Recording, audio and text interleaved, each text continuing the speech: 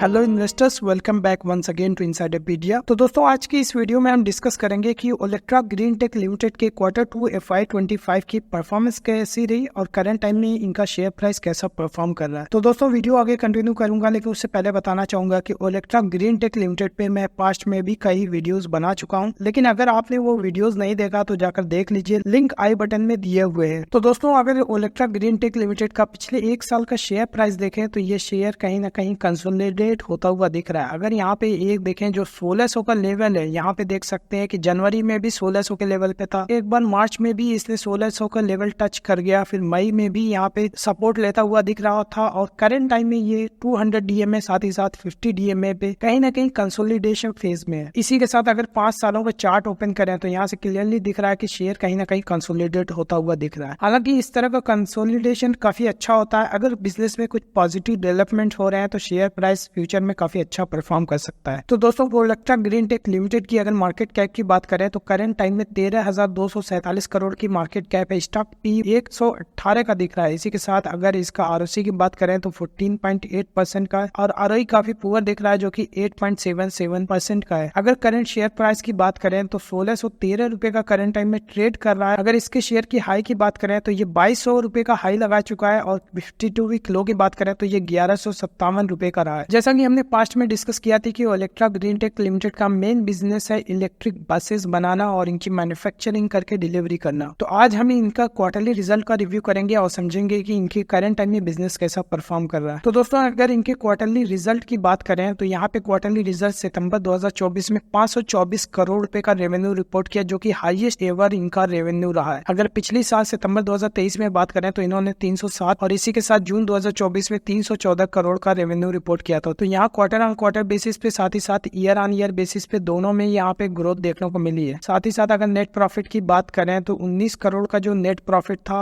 ये almost double से भी ज्यादा हो गया, 48 करोड़ का, और पिछले क्वार्टर से भी कंपैरिजन में ये 24 करोड़ का प्रॉफिट डबल होकर के 48 करोड़ रुपए का दिख रहा है। इसी के साथ अगर ऑपरेटिव प्रॉफिट मार्जिन की बात करें तो यहाँ पे भी ग्रोथ देखने को मिली है, जो कि पिछले क्वार्टर 14% था, लास्ट ईयर 13% का था। पिछले क्वार्टर में 16% का ऑपरेटिंग प्रॉफिट मार्जिन काफी अच्छा हेल्दी लेवल पे मेंटेन किया है। अगर हम इंटरेस्ट की बात करें तो ये भी कांस्टेंट बना हुआ है, साथ ही साथ डिप्रिसिएशन का भी लेवल ऑलमोस्ट कांस्टेंट ही है। तो दोस्तों, अगर इनके टीटीएम पीएनएल को अगर देखें तो यहाँ पे देख सकते हैं कि मार्च 2024 तक 1154 करोड़ का इनका रेवेन्यू था, अभी 1469 करोड़ का इनका रेवेन्यू शो कर रहा है। इसी के साथ नेट प्रॉफिट जो 79 करोड़ रुपए इसका था वो 114 करोड़ रुपए का काफी अच्छा जंप देखने को मिला है। हालांकि अगर टीटीएम बेसिस पे बात करें ऑपरेटिव प्रॉफिट मार्जिन का तो ये भी 14% पे मेंटेन हुआ है। ओवरऑल ये नंबर तो काफी अच्छा दिख रहा है। दोस्तों, अगर इनकी बैलेंस शीट की बात करें तो यहाँ पे देख सकते हैं कि इक्विटी और रिजर्व जो है ऑलमोस्ट 1000 करोड़ के आसपास का है। इसी के अलावा बोरोइंग की बात करें तो 187 करोड़ रुपए का काफी हेल्दी लेवल पे दिख रहा है। इसी के साथ यहाँ पे CWIP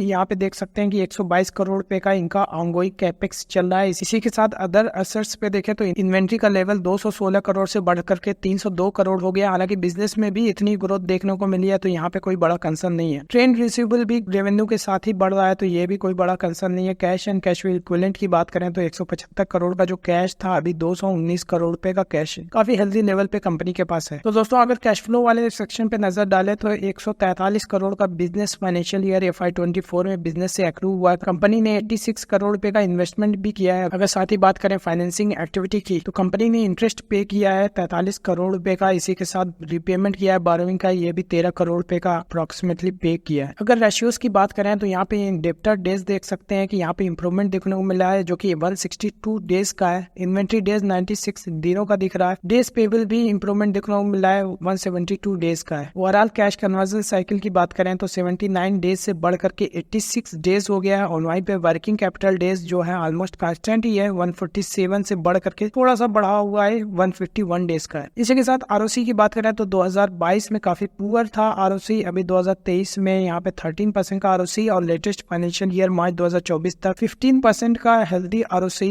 कंपनी ने रिपोर्ट किया। शेयर होल्डिंग पैटर्न पे एक नजर डाले तो प्रमोटर्स के पास जो पिछले क्वार्टर में होल्डिंग थी 50% कांस्टेंट बने हुई है। एफआईएस की होल्डिंग थोड़ा सा कम हो गई है, जो कि 7.61 थी वो 5.64 रह गई है। इसी के साथ डीआईएस की भी होल्डिंग ऑलमोस्ट कांस्टेंट ही बनी हुई है। पब्लिक की होल्डिंग जैसा कि एफआईएस ने सेल किया है तो 42.19 से बढ़ करके 44.08% है। अगर नंबर ऑफ शेयर होल्डर की बात करें तो 4,83,000 से बढ़ करके 5,01,000 नंबर ऑफ शेयर होल्डर हो गया। ओवरऑल शेयर होल्डिंग पैटर्न में एक चेंजेस देखने को मिला है कि यहाँ पे एफआईज की होल्डिंग कम हो गई है। हालांकि अच्छी बात यह है कि अभी भी 5.6% होल्डिंग अभी एफआईज मेंटेन कर रहे हैं। थोड़ा सा एफआईज का इंटरेस्ट इस कंपनी में कम हुआ है, बट स्टिल अभी हेल्दी लेवल पे मेंटेन दिख रहा है। तो दोस्तों अभी तक हमने देखा कि ओलेक्ट्रा ग्रीन टेक लिमिटेड का जो शेयर प्राइस है काफी अच्छे लेवल पे कंसोलिडेट कर रहा है। साथ ही साथ कंपनी ने highest ever quarterly sale report किया और साथ ही साथ प्रॉफिट भी पिछले क्वार्टर के कंपैरिजन में डबल हो गया है। हालांकि बात करें तो बैलेंस शीट काफी हेल्दी लेवल पे दिख रहा है, साथ ही साथ रेशियोज भी काफी अच्छे मेंटेन हुए हैं। एक जो इन्वेस्टर्स में चेंजेस देखने को मिला है कि यहाँ पे एफआईज ने होल्डिंग कम की है, जो कि पहले 7% थे, अभी घट करके 5.5% हो गया है। ओवरऑल क्वार्टरली रिजल्ट काफी अच्छा रहा। अब हम आगे मैनेजमेंट की कमेंट्री में डिस्कस करेंगे कि करंट टाइम में ओलेक्ट्रा का बिजनेस कैसा परफॉर्म कर रहा है, फ्यूचर का क्या आउटलुक हो सकता है। तो चलिए मैनेजमेंट की कमेंट्री को डिस्कस करते हैं। तो दोस्तों मैनेजमेंट की कमेंट्री को डिस्कस करूंगा, लेकिन उससे पहले बताना चाहूंगा कि ओलेक्ट्रा ग्रीन टेक लिमिटेड पे मैंने काफी लंबे समय से इसमें इन्वेस्टमेंट किया हुआ है, साथ ही साथ अपने क्लाइंट्स को भी रिकमेंड किया है। तो दोस्तों इनके ऑर्डर बुक और डिलीवरी टारगेट्स की बात करें तो अगर इनके करंट ऑर्डर बुक की बात करें तो Q2 FY25 में इन्होंने 315 बसों की डिलीवरी की। जैसा कि मैं पिछले क्वार्टर में ही बात किया था कि ये ऑलमोस्ट 300 से 350 की बसों की डिलीवरी कर सकते हैं, जो कि काफी अच्छा जो इन्होंने प्रॉमिस किया था उसको डिलीवर किया। और करंट टाइम में इनके पास 10,503 बसों के ऑर्डर्स पड़े हुए हैं और इन 10,000 बसों की डिलीवरी अगले 1.5 से 2 साल के अंदर इनको करना है। तो यहाँ पे देखिए मल्टीफोल्ड ग्रोथ देखने को मिल सकते हैं, क्योंकि अभी पिछले क्वार्टर में 315 बसों की सिर्फ डिलीवरी की, आने वाले 2 सालों में ये 10,000 बसों की डिलीवरी करने वाले हैं। तो यहाँ पे काफी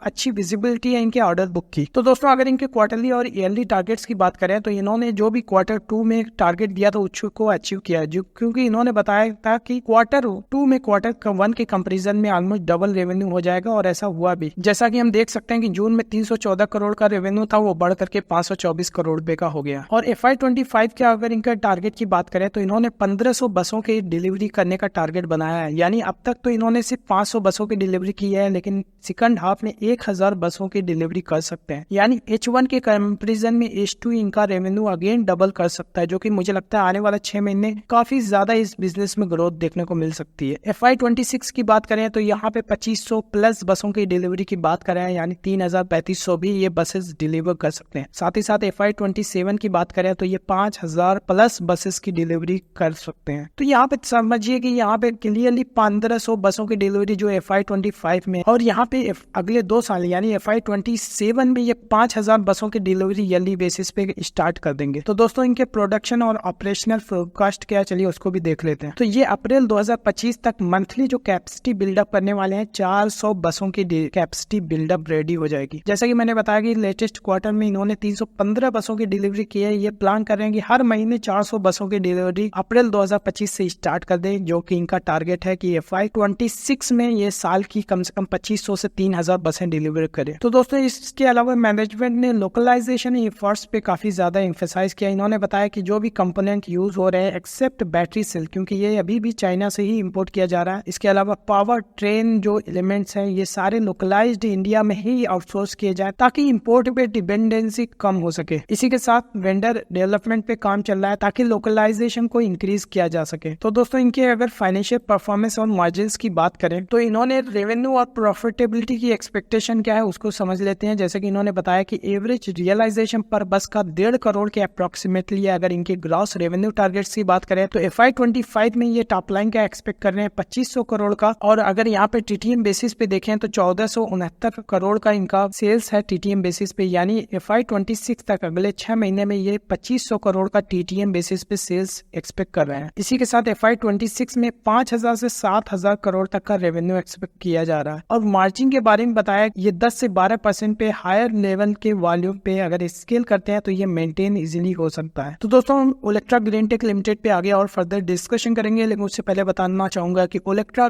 ग्रीन टेक लिमिटेड और साथ ही साथ कई ऐसे शेयर हैं जो ऑलरेडी मल्टीबैगर रिटर्न्स दे चुके हैं और फ्यूचर में भी अच्छा रिटर्न्स देने वाले हैं। तो अगर आप ऐसे शेयर्स ढूंढना चाहते हो और उसमें इन्वेस्ट करना चाहते हो तो आप हमारी टेलीग्राम चैनल को ज्वाइन कर सकते हो, लिंक डिस्क्रिप्शन बॉक्स में दिया हुआ है। इसके अलावा आप अगर कोई पर्सनल डिस्कशन करना चाहते हो तो आप मुझे दिए हुए नंबर पे कांटेक्ट कर सकते हो। तो दोस्तों इनके अगर करंट टाइम में वर्किंग कैपिटल और फाइनेंसिंग कैसे हो रही है इसको चलिए समझ लेते हैं। तो इनकी जो करंट टाइम में वर्किंग कैपिटल की रिक्वायरमेंट है, मैनेजमेंट ने बताया कि सफिशिएंट लिमिट है इनको नेक्स्ट 6 से 12 महीने के अंदर जो भी इनकी रिक्वायरमेंट होने वाली है। इसके अलावा इनकी ईवी ट्रांस के साथ जो कॉन्ट्रैक्ट्स हैं ये ऑलमोस्ट कंप्लीट हो चुके हैं। साथ ही साथ इन्होंने बताया कि सिक्योर्ड फाइनेंशियल सैंक्शन है, इसीलिए इनकी वर्किंग कैपिटल की जो रिक्वायरमेंट है ये काफी सिग्निफिकेंट इंप्रूव नहीं होगी, जो कि बिजनेस से अक्रूड जो फंड हो रहा है उसे इजीली मैनेज हो जाएगा। इससे क्लियर है कि कंपनी इजीली अपना बिजनेस स्केल कर सकती है और यहाँ पे इनको कोई अलग से फंडिंग की रिक्वायरमेंट नहीं होगी। तो दोस्तों अगर इनकी करंट टाइम में डेट लेवल और टर्म लोन यूटिलाइजेशन की बात करें तो इन्होंने जो न्यू फैसिलिटी बिल्डअप की है, इनके पास ऑलरेडी लोन सेक्शन हो चुका है 500 करोड़ का, और यहाँ पे अभी तक सिर्फ 50 करोड़ रुपए का यूटिलाइजेशन हुआ है, यानी अभी 450 करोड़ और ज्यादा फंड्स इससे विड्रॉ कर सकते हैं। अगर ये टर्म लोन के रिपेमेंट साइकिल की बात करें तो ये अगले 4 से 5 सालों में इनका आराम से लोगों को रिपेमेंट कर सकते हैं। ओवरऑल ये जो टर्म लोन है काफी इंपॉर्टेंट है, इनको बिजनेस में अलग से कोई फंडिंग की रिक्वायरमेंट नहीं होगी। तो दोस्तों इस वीडियो का एंडिंग पार्ट कंक्लूजन। तो दोस्तों हमने अभी तक देखा कि ओलेक्ट्रा ग्रीन टेक लिमिटेड का क्वार्टरली रिजल्ट काफी अच्छा आया हुआ था। साथ ही साथ मैनेजमेंट एक्सेप्ट कर रही है कि आने वाला 6 महीने काफी ज्यादा इसमें ग्रोथ होने वाली है। जैसा कि इन्होंने बताया कि